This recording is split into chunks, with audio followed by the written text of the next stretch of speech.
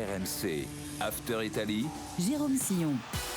Salut à tous, bienvenue dans l'After Italy, à écouter, à regarder sur toutes les plateformes et notamment sur la nouvelle chaîne After Télé. Pensez à vous abonner pour ne rater aucun épisode. N'hésitez pas à mettre une note et à écrire un commentaire. Chaque semaine, on part à la découverte des joueurs, des clubs, des histoires du football italien avec notre drôle de dame, Daniele Manussia. Ciao Daniele. Ciao Jérôme, ciao tout le monde. Et avec Loïc Moreau. Salut Lolo. Salut Jérôme, salut tout le monde. Notre invité aujourd'hui a passé quelques jours en Italie au mois de janvier pour essayer de comprendre pourquoi le football italien est en crise. Son reportage est à retrouver dans ce magazine SoFoot de février 2026 que l'on vous conseille vivement de vous procurer. Le journaliste français Andrea Chasi est dans l'After Italy. Salut Andrea. Salut à tous. Ça sonne un petit peu italien si je peux me permettre Andrea. Oui, tout à fait, ouais. Mais le nom de famille c'est celui de mon papa qui est pas italien, pour le coup, je dois le dire. Et le prénom du coup ? C'est italien. Pour C'est le coup, italien. c'est le côté de ma maman. Voilà. Dans quel coin d'Italie ? Nord-est, Udine, Pordenone, tout ce coin-là, là, pas trop loin de la Slovénie. Voilà. Du coup, c'est pour ça que tu portes la veste du Genoa. Rien à Voilà, voir. en bon footix. Non mais je m'étais dit, première fois que je viens ici parmi vous et c'est un grand plaisir, donc je me suis dit il faut quand même que je montre qu'il y a des belles choses qui sont faites en Italie et cette veste en fait partie. Et on va d'ailleurs parler dans un instant de l'entraîneur du Genoa parce qu'on a consacré cet épisode de l'After Italy eh bien, à ces entraîneurs champions du monde 2006, ces joueurs italiens champions du monde 2006 qui sont devenus entraîneurs ou qui ne le sont pas devenus, mais beaucoup le sont devenus et on ne peut pas dire que ce soit une franche réussite. Comment expliquer que cette génération dorée est engendrée de piètres entraîneurs ? C'est parti pour l'After Italy. After Italy. Alors, on a d'abord regardé Lolo, les 23 champions du monde 2006 et ils sont nombreux à avoir décidé d'embrasser cette carrière d'entraîneur. C'est ça qui est assez incroyable, qui est le plus frappant, c'est quand tu reprends les 23 qui s'affichent à l'écran, il y en a quand même 15 d'entre eux, donc les 2/3 qui ont choisi d'être entraîneurs. Alors, on verra qu'ils le sont, il y en a certains qui ont arrêté entre-temps, mais c'est quand même une proportion énorme. On le verra un peu par la suite par rapport notamment aux autres sélections qui ont été championnes du monde au 21e siècle. Mais voilà, sur ces 23 joueurs, 15 ont embrassé le rôle d'entraîneur. Mais c'est vrai qu'on ne peut pas dire que parmi ces 15-là, il y en ait qui ait déjà marqué les esprits, comme ça a pu être le cas pour d'autres nations. Pour ceux qui nous regardent sur YouTube ou sur la chaîne de l'After, on a mis les 23, mais parmi les 8 qui ne sont pas devenus entraîneurs, il y a notamment 3, Daniele, les 3 stars de cette équipe, Gigi Buffon, Francesco Totti, Alessandro Del Piero. Finalement, c'est peut-être ça la plus grande surprise. Oui, d'un côté, oui. De l'autre, on comprend aussi qu'ils ont d'autres choix peut-être dans leur vie. C'est les plus connus, c'est les plus fameux. Il faut dire qu'en Italie, pour avoir le permis, pour être entraîneur, il faut avoir des points. Il faut faire des cours, avoir des points. Et les joueurs professionnels, ils ont des points pour les matchs qu'ils ont joués. Si tu joues en Serie A, tu as plus de points. Si tu joues en Champions League, tu as énormément de points. Si tu gagnes la Coupe du Monde, je pense qu'ils vont presque te la filer comme ça. Ils te la mettent à la poste, tu n'as rien à faire. Donc, c'était un peu les parcours les plus simples pour la plupart entre eux. Et après, il y en a qui sont différents. Totti, il préfère jouer au paddle. Et Del Piero, je pense qu'il préfère profiter du vin. C'est un grand, amateur. Professeur de vin, Del Piero. Ouais, amateur et même connaisseur, un vrai connaisseur. Ah, c'est un vrai connaisseur, il a bon goût. Alors, on partage une passion, lui et moi, c'est tout ce qu'on partage, mais c'est déjà ça. Le champion du monde 2006 avec le plus de pression sur les épaules aujourd'hui, celui qui est devenu donc sélectionneur de l'Italie, c'est Gennaro Gattuso à venir. Évidemment, cette demi-finale de barrage de qualification au mondial, ce sera contre l'Irlande du Nord le 26 mars prochain et ce sera à Bergame, avant une possible finale contre le vainqueur du duel entre le Pays de Galles et la Bosnie.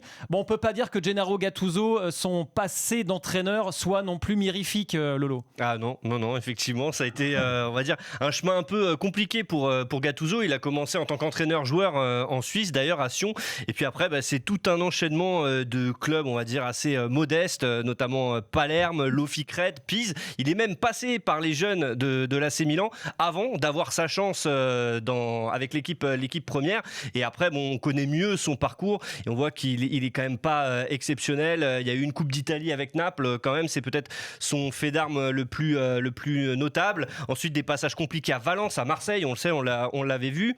Et un passage encore plus étonnant en Croatie, à l'Hajduk Split, où il avait d'ailleurs côtoyé Fabio Cannavaro, on en reparlera tout à l'heure. Et bizarrement, il a été quand même choisi pour être le sélectionneur de l'Italie à l'été 2025. Et depuis, tu l'as dit, il a une mission qui va être compliquée. Andrea. 5 victoires, effectivement, en 6 matchs. Une défaite, c'était contre la Norvège. Ce barrage à venir, est-ce que tu crois en Gennaro Gattuso, Andrea ? Pas du tout. Donc moi, c'est clair. Tout simplement parce que s'il est à la tête de la nationale aujourd'hui, c'est avant tout par défaut, parce que personne ne voulait de cette équipe. On sait notamment que avant qu'il soit nommé, l'Italie avait pensé à Ranieri avant lui, qui a décliné le poste. Donc, ce qui raconte aussi dans quel état est la nationale aujourd'hui. Et alors, on sait que Gattuso, ça a toujours été un peu le fils spirituel de Lippi, qui a toujours dit que parmi tous ces joueurs qui sont devenus entraîneurs, Gattuso était celui en quel il croyait le plus, en qui, notamment sur la gestion de groupe, c'est toujours ça qu'il avait mis en avant parmi ses disciples, ce qui prenait de lui, que Gattuso était l'un de ceux qui pourrait être le mieux à même, le mieux armé pour justement embrasser ses idées et reproduire ça à sa sauce, parce que Gattuso n'est pas Lippi, notamment dans le comportement. Mais je pense que ce qu'a montré pour l'instant Gattuso, selon moi, ne justifie pas ce qu'il soit à la tête d'un si grand pays. En fait, je pense que si l'Italie a pris Gattuso, c'est parce que Ancelotti était au Brésil, que Ranieri a décliné et que d'autres ne se sont pas manifestés. Et aussi parce qu'aujourd'hui, il faut le dire, il y a un creux aussi d'entraîneurs italiens qui seraient capables de prendre cette nationale et qui ont la dimension d'un Ancelotti. En fait, à part Ancelotti, on peut se dire, il y a qui d'autre ? Il y aurait peut-être Gasperini à la Roma, mais pour l'instant, il n'en a pas très envie. Donc, c'est aussi ça, je pense, qui est un des problèmes, c'est que il y a un manque de vivier aussi au niveau des entraîneurs à ce niveau-là. Daniele, quelle est l'atmosphère aujourd'hui qui entoure maintenant à un peu plus, à 1 mois et demi maintenant de ce barrage aller, quelle est l'atmosphère qui entoure la Nazionale et Gennaro Gattuso en Italie ? Cette semaine, elle était cata pour le football italien en Europe. Et donc, il y en a qui commencent à penser, c'est peut-être le prélude à quelque chose de pire qui va arriver le mois de mars. Mais il a raison, Andrea, de dire que Gattuso, il n'avait rien fait, surtout dans les temps récents, pour mériter le poste comme entraîneur de l'équipe nationale. C'était un peu une surprise. On a pensé aussi à la malédiction justement de 2006, parce que ces entraîneurs-là, ces ex-joueurs-là de 2006, ils continuent à avoir beaucoup de possibilités. Quand on les oublie, après, ils resurfacent. Comme Cannavaro, quand il est retourné à l'Udinese, on va en parler après.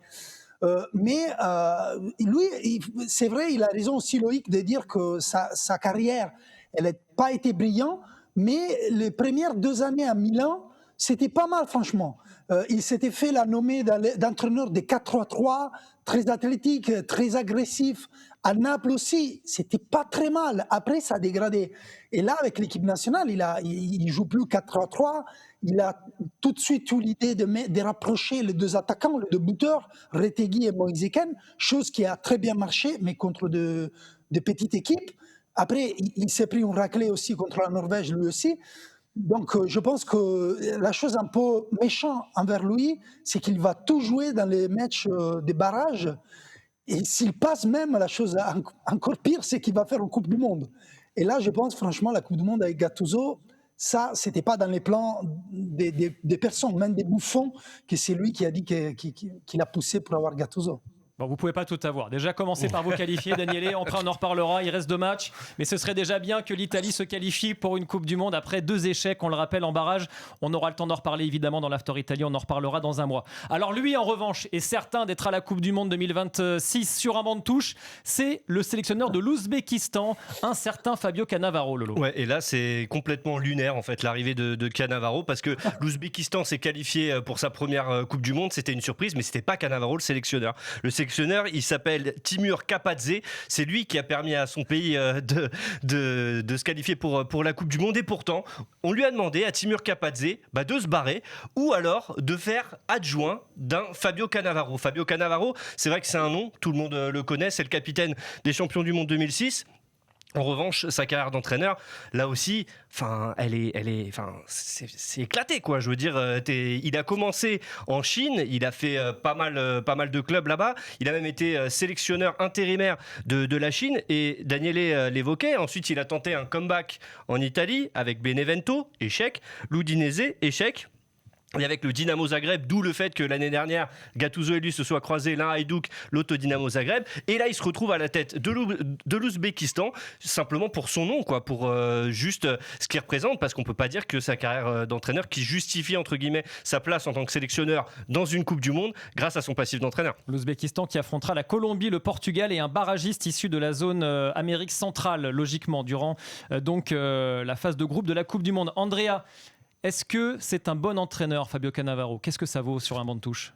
Bon, c'est très mid, si on peut employer cette expression, parce que Cannavaro, comme vous venez très bien de le démontrer, voilà, c'est pas quelqu'un qui a obtenu des résultats très probants, hormis peut-être en Chine où ça doit être peut-être une star, mais j'en suis pas sûr non plus. C'est pas quelqu'un qui, en tout cas, a brillé lors de son passage en Serie A par une idée de jeu très marquée, comme d'autres qui n'ont pas été de la génération 2006, mais qui ont grosso modo son âge, ont peut-être montré davantage. Je pense par exemple à De Zerbi, par exemple à Sassuolo, qui avait beaucoup plus montré que lui. Donc voilà, et puis je pense que au final d'avoir, en fait, c'est ça qui est rigolo, d'avoir retrouvé à la fois Cannavaro et Gattuso en Croatie, quasiment au même moment. Ça montre aussi à quel point en fait les deux ne sont pas des si grands entraîneurs, parce que si vous êtes, et encore, un sectionnaire-entraîneur c'est différent, mais de se retrouver à cet endroit-là, à ce moment-là de leur carrière, c'est-à-dire où c'est encore des jeunes coachs, mais qui ont encore un peu, qui bénéficient de cette aura justement de champion du monde, et pour Cannavaro de Ballon d'Or aussi.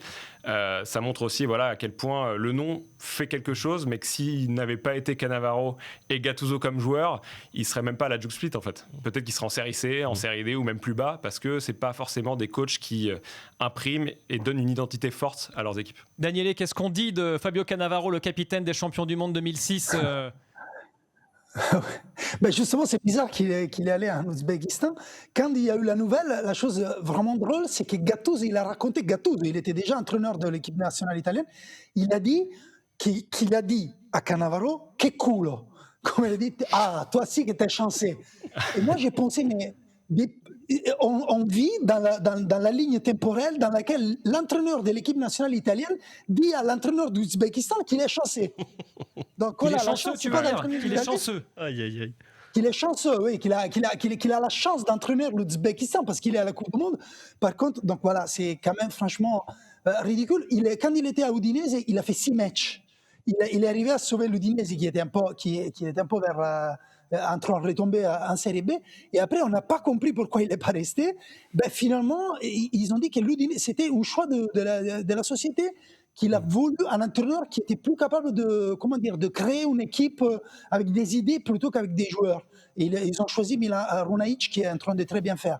Donc voilà, c'est quand même, là aussi, c'est paradoxal que Cannavaro, c'est considéré un entraîneur que voilà, il n'a pas d'idée, il peut entraîner l'équipe s'il a des bons joueurs. Mais c'est un point en commun avec les autres entraîneurs de 2006. On va parler dans un instant maintenant des champions du monde 2006 qui sont entraîneurs désormais en Serie A, de ceux qui ont quitté le banc parce qu'ils ont été mis dehors ou d'autres qui ont pris leur retraite. C'est dans l'After Italy, c'est à suivre dans un instant. À tout de suite. Ça n'est bien. De retour dans l'After Italy, toujours avec Daniele Manussia, Loïc Moreau, Andrea Chazzi de SoFoot pour parler des champions du monde 2006 qui sont devenus de piètres entraîneurs pour la plupart, en tout cas pour ceux qui ont embrassé cette carrière-là.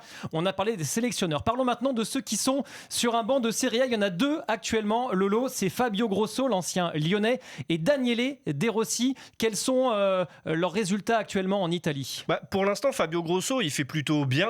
Il est à Sassuolo, donc club de milieu de tableau qui est 10e, club qui il a réussi à remonter de Série B à Série A. C'est en Série B vraiment que Fabio Grosso, il a fait ses armes. Il a d'abord été dans les équipes de jeunes de la Juventus, puis après donc il a fait carrière en Série B, notamment avec Frosinone aussi, qu'il avait réussi là aussi à monter en Série A.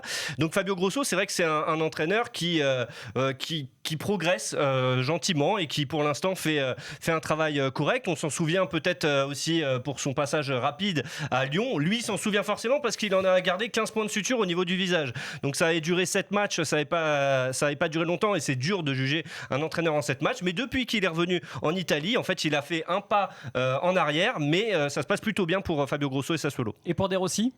Et pour De Rossi, c'est un petit peu différent. Daniele De Rossi, on sait qu'il y a eu beaucoup de lumière sur son nom puisqu'il était revenu à la Roma. On ne va pas le présenter, surtout pour ceux qui écoutent l'After Italy. Vous savez évidemment qui est Daniele De Rossi. joueur iconique de la Roma, dont il a pris la charge donc en tant qu'entraîneur à la suite de José Mourinho. Bon, ça a marché, on va dire, c'est plus la situation globale de la Roma qui était compliquée à cette époque et qui avait été licencié aux grandes dames des supporters au profit de Ivan Juric. Et depuis, donc Daniele De Rossi, lui, il a succédé à Patrick Vieira au Genoa et c'est l'opération maintien. On est 15e pour l'instant. Donc 25% de victoire. Ouais, donc c'est pas fifou, mais en même temps voilà, on est désolé Andrea parce qu'il a mis la veste du Genoa, mais pour l'instant voilà, Genoa c'est un peu compliqué aussi, c'est un peu bourbier. Daniele, juste, est-ce que c'est deux entraîneurs qui ont une philosophie de jeu affirmée et qui, selon toi, ont le potentiel pour montrer de plus grandes choses à l'avenir, Daniele De Rossi et Fabio Grosso? Alors oui, j'ajouterais Filippo Inzaghi, qui est en train de bien faire à Palerme en Serie B, c'est un spécialiste de la Serie B. Grosso aussi, il a ramené Sassuolo de la Serie B à la Serie A, mais il avait une équipe largement supérieure au championnat. Lorsque De Rossi, il a eu la chance, mais il a fait aussi le choix, en gros, de prendre des équipes de haut profil. Après un petit passage en Serie B, lui aussi, qui n'a pas marché non plus. Mais ils n'ont pas, aucun entre eux a une philosophie de jeu reconnaissable. Grosso, il a depuis 2 ans, avec ses 4-3-3 qu'on voit à Sassuolo, qui est très direct, il passe sur les côtés. Lui, il était en arrière gauche, qu'il poussait tellement que c'était un peu un ailier aussi. Donc son jeu, il passe toujours sur les côtés, c'est parfait pour Sassuolo, mais c'est surtout compact, c'est surtout solide. De Rossi, il a pris Gênes, ils étaient derniers au classement. Il a remonté tout de suite, mais il faut dire que Gênes, je ne sais pas si Andrea il est d'accord avec moi, mais ils ont une équipe très très modeste. Il faut vraiment faire des miracles pour se sauver avec Gênes. Il y a de la concurrence pour descendre cette année. Il y a beaucoup d'équipes qui sont en train de très mal jouer le maintien en Italie. Donc De Rossi il a des choix. Je pense que toute sa carrière va se baser sur la possibilité de maintenir Gênes en Serie A cette année. Andrea. Oui, je suis assez d'accord et j'ajouterais notamment sur le Genoa que je trouve que la force de De Rossi jusqu'à présent, c'est d'avoir réussi à valoriser des joueurs qui ne l'étaient pas forcément avant. Je pense notamment à Lorenzo Colombo, qui est un attaquant qui marche plutôt bien ces dernières semaines, qui a été pendant des années un attaquant espoir du football italien qui n'avait jamais percé et là qui est en train d'émerger. On voit notamment aussi ces dernières semaines qu'il y a un Malinowski qu'on connaît bien aussi en France, notamment pour son passage à l'OM, qui est en train de remonter. Donc je pense que c'est ça surtout la force de De Rossi, parce qu'il n'a pas un effectif effectivement qui est très qualitatif, mais il arrive en tout cas depuis son retour à mobiliser son groupe.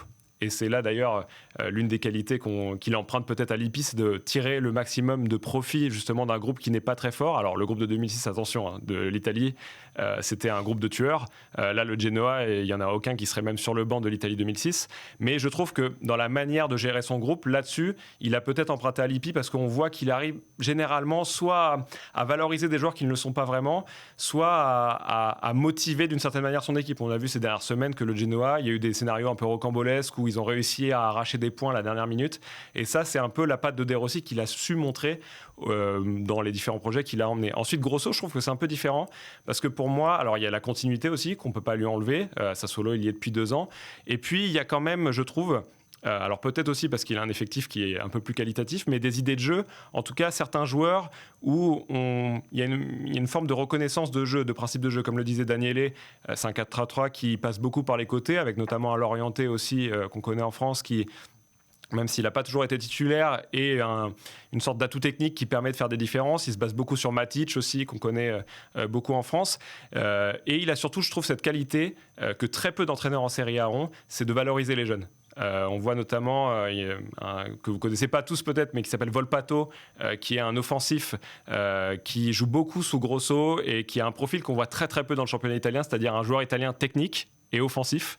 Et ça, c'est pour moi l'un de ses mérites, c'est qu'il arrive aussi à valoriser des jeunes. Et malheureusement, trop peu d'entraîneurs italiens le font en ce moment en Serie A. Alors, il y avait d'autres entraîneurs sur les bancs de Serie A qui ont été remerciés récemment. Le plus récent, c'était Alberto Gilardino, qui pour l'instant n'a pas fait de miracle à Sienne, au Genoa ou à Pise. Alessandro Nesta, lui aussi, était sur le banc la saison passée de Monza. Et ça s'est mal passé pour lui, puisqu'il a été remercié l'été dernier. Et Monza a été relégué. Marco Amelia, lui, tout simplement, c'était plutôt dans des clubs de seconde zone. Voilà pour 3 anciens champions du monde de 2006 qui sont aujourd'hui sans club. Sont à la retraite des joueurs également comme Gianluca Zambrotta et Marco Materazzi qui sont passés par l'Inde, notamment cette fameuse Ligue indienne qui avait surgi fut un temps et que Marco Materazzi d'ailleurs a gagné comme entraîneur-joueur à l'époque à Chennai. On en oublierait presque un nom quand même, Andrea Pirlo qui avait réussi des débuts plus qu'intéressants sur le banc de la Juventus, Lolo. Lui c'est pareil, un peu comme Grosso, il est passé par les équipes de jeunes de la Juve et puis il a été promu effectivement. Alors à l'époque c'est vrai qu'il a quand même la grosse artillerie, c'est la dernière saison de Cristiano Ronaldo à la Juventus. Bon, il réussit quand même à gagner une Coupe d'Italie, je crois qu'il fait même Super Coupe d'Italie, après une 4e place en Serie A qui est un petit peu décevante, donc du coup il continue pas. Mais par contre ce qui est étonnant c'est de voir qu'après la trajectoire elle a été assez catastrophique. Il a été en Turquie, à Karagümrük, ça s'est pas super bien passé. Il a dirigé la Sampdoria en Série B. Alors c'est vrai que la Sampdoria, c'est un petit peu compliqué. Et l'année dernière, donc c'était il y a 2 ans qu'il y était, il avait pas réussi à remonter le club directement. Et l'année dernière, c'était pas lui qui était à la tête du club, c'était Stankovic, et pourtant ils ont failli descendre, donc il en est pas l'unique responsable. Mais ça a écorné quand même un petit peu son image, à tel point que maintenant il se retrouve en D2 des Émirats Arabes Unis à la tête de United FC. Pour l'instant, il est leader de ce classement. Mais voir Andrea Pirlo en D2 des Émirats Arabes Unis, ça fait mal quand même. Quel gâchis, Daniele, quel gâchis quand même de voir Andrea Pirlo sur un tel banc aujourd'hui. Oui, en même temps, il y a un peu il faut aussi dire les joueurs les plus techniques, qu'ils ont né avec un talent énorme, un peu divin, on va dire. Après, qu'est-ce qu'il doit expliquer à leurs joueurs? Qu'est-ce qu'il doit apprendre sur le plan du football? Tu peux pas apprendre à jouer comme Pirlo. Ça c'est quelque chose d'inné. Oui, c'est du gâchis parce que, par contre, lui, comme entraîneur, c'était un peu le plus propositif. Je pense que sa référence, plutôt qu'Elipi, c'était Antonio Conte. C'est-à-dire, lui, il faisait un 3-5-2 agressif où il y avait les 2 buteurs qui faisaient l'un les voiles pour l'autre. Il y avait des combinaisons sympas. Et il faisait un jeu propositif, agressif. Ils se sont un peu moqués de lui parce qu'il est passé après Allegri à la Juventus. Donc, ça aussi, il a un peu payé cher. Et je pense, après, je sais pas, je peux pas me permettre, je les connais pas tous ces personnes-là, tous ces gens-là, mais des fois il faut aussi mettre en premier plan les choix humains qu'on fait. La Série B à Dubaï, franchement, t'as vraiment autant besoin d'argent que ça? Tu peux pas attendre un tout petit peu, aller chercher une autre occasion? T'as pas. Parce que là, voilà, je pense que sa carrière, qu'est-ce que tu veux faire après ça? Ouais, c'est compliqué, surtout que même si tu réussis aux Émirats Arabes Unis, pour revenir, faudra compter sur son nom. Voilà ce qu'on pouvait dire sur le championnat du monde 2006. Mais ce qui était intéressant, Andrea, quand on regarde également toutes les sélections nationales championnes du monde au 21e siècle, on se rend compte finalement qu'il n'y a pas tant de joueurs qui sont devenus champions du monde. Je vais juste en citer quelques-uns. Peut-être Brésil 2002, celui qui est le plus connu aujourd'hui, c'est Rogério Ceni, qui est sur le banc de Bahia, mais qui a réussi à Sao Paulo, à Fortaleza, à Cruzeiro, Flamengo. C'est presque le seul. Belletti, il est à la réserve du Barça. L'Espagne en 2010, alors là c'est peut-être là où ils sont plus nombreux. Arbeloa est sur le banc du Real. Xavi a été champion d'Espagne avec le Barça. Fabregas fait des miracles avec Com. Xabi Alonso nous a montré son talent avec Leverkusen. Pour l'Allemagne 2014, il y a Miroslav Klose sur le banc de Nuremberg en D2, mais c'est tout. Voilà, comment on explique finalement que parmi toutes ces générations-là, il n'y ait pas d'entraîneurs top niveau. Moi, je pense que c'est en réalité assez simple. C'est parce que tu prenais logiquement l'exemple de l'Espagne, c'est qu'il y a une vraie révolution culturelle du foot. C'est-à-dire que l'Espagne, quand ils ont leurs 8 ans, on va dire, à peu près dorés entre 2008 et 2014, où ils prennent 2 euros et une Coupe du Monde, en fait, ils ont aussi changé d'une certaine manière le foot international. En tout cas, comment l'Espagne a joué, il y a eu beaucoup de clubs et de sélections qui ont essayé de copier l'Espagne. Et donc, c'est d'une certaine manière assez évident de retrouver aujourd'hui, on va dire, les enfants de Guardiola, même si ce n'était pas le sélectionneur, mais en tout cas, l'Espagne jouait un petit peu comme lui, de voir un Xavi qui a entraîné le Barça en Ligue des Champions, un Xabi Alonso qui est aujourd'hui, alors il n'a pas été sous Guardiola, mais en tout cas dans la manière de jouer, il y a une manière proactive et très moderne de faire jouer ses équipes, on l'a vu avec Leverkusen notamment, Et puis Cesc aujourd'hui en Italie, qui fait d'ailleurs un peu office presque de curiosité, on va dire, pour les suiveurs qui ont 50 ans de Serie A derrière eux, parce que voilà, Como aujourd'hui, alors c'est l'un des clubs les plus riches, il faut quand même aussi le dire, parce qu'ils font des mercatos, alors certes, qui sont pas clinquants au niveau des noms, mais ils dépensent 60-70 millions d'euros par mercato, ce que très peu de clubs italiens peuvent faire aujourd'hui. Et surtout, il n'y a que des Espagnols. Enfin, en tout cas, il n'y a que des joueurs qu'il est allé chercher en Espagne, etc. Ou alors qui ont, c'est notamment Jacobo Ramon, il est issu du secteur jeune du Real. Enfin voilà, c'est des jeunes qui ont une mentalité totalement différente de celle du championnat italien. Et pour en revenir au sujet de base, et voilà, c'est parce que si ce sont les Espagnols qui ont vraiment réussi, quand on regarde les succès de l'Espagne, il y a une identité de jeu très marquée. Quand on regarde l'Italie 2006, alors il y a une identité, Brésil 2002 aussi, mais c'était des sélections quand même qui se reposaient aussi sur des talents extraordinaires. Alors il y avait des talents aussi en Espagne. Je mets tout de suite Léo là parce que il y a d'immenses talents en Espagne, mais en termes d'idée de jeu, voilà, c'était plus difficile de dire, bah voilà, c'était le tiki-taka, c'était quelque chose comme ça, etc. L'Italie 2006, c'était une équipe qui était composée de champions et qui était très solidaire, qui avait une capacité à défendre qui était incroyable. Si Cannavaro finit Ballon d'Or, c'est pas pour rien. Et Nesta aurait pu aussi l'être peut-être à ce moment-là aussi. Et qui se basait sur le pied extraordinaire d'Andrea Pirlo, les gants de Gigi Buffon, et puis, je sais pas, l'adresse. En attaque, ça tournait, mais voilà, quoi. C'était vraiment une équipe qui n'est pas aussi marquée que voilà, l'Espagne. On savait que c'était Xavi, Iniesta, Busquets, et voilà, ça roulait. Donc, c'est pour ça, je pense, que l'Espagne, en tout cas, a plus d'entraîneurs aujourd'hui qui sont impactants parce que déjà ils proposaient un jeu beaucoup plus moderne et positif quand ils ont remporté tous leurs titres internationaux. Et Daniele, comment on interprète ça vu d'Italie du coup sur cette génération 2006 c'est quoi le problème en fait? C'est qu'il n'y a plus d'idées dans le foot italien? Ben moi, je suis d'accord avec Andrea, c'était un football spéculatif en 2006. Avec la spéculation, tu peux gagner dans les courtes périodes, mais tu vas rien bâtir sur les longues périodes. Les entraîneurs les plus intéressants en Italie, c'est pas des ex-joueurs, c'est Sarri, c'est Gasperini, comme on a nommé. Donc des Zerbi, donc il faut Farioli qui en ce moment il fait très bien à Porto. Donc il y a vraiment un conflit, moi je pense, entre les pouvoirs qu'ils ont les footballeurs avec cette chose que j'ai dit au début de les points qu'ils ont pour devenir entraîneurs et que ça pousse énormément de footballeurs à tenter leur chance. Ça coûte presque rien de devenir entraîneur. Et les gens avec des vraies idées, les personnes qui ont le vrai talent pour entraîner, je pense que c'est deux choses différentes, complètement différentes. Et on est en train un peu de le comprendre en Italie en ces moments. Super, et bien voilà ce qu'on pouvait dire sur ces champions du monde 2006, donc qui ne sont pas de très grands entraîneurs, on leur souhaite le meilleur quand même, et notamment à Gennaro Gattuso surtout, s'il pouvait emmener la Nazionale au mondial, ce serait déjà une petite réussite. Oui, tu peux croiser les doigts, évidemment, Daniele. Andrea Chazzi, merci beaucoup. Merci on à te vous. lit dans SoFoot, c'est là, en tout cas c'est celui-là, le voici, le magazine SoFoot, le super reportage sur le déclin du football italien. Merci d'être venu dans l'After Italy, merci Lolo, merci Daniele, l'After Italy reviendra très vite. Ciao. RMC After Italy.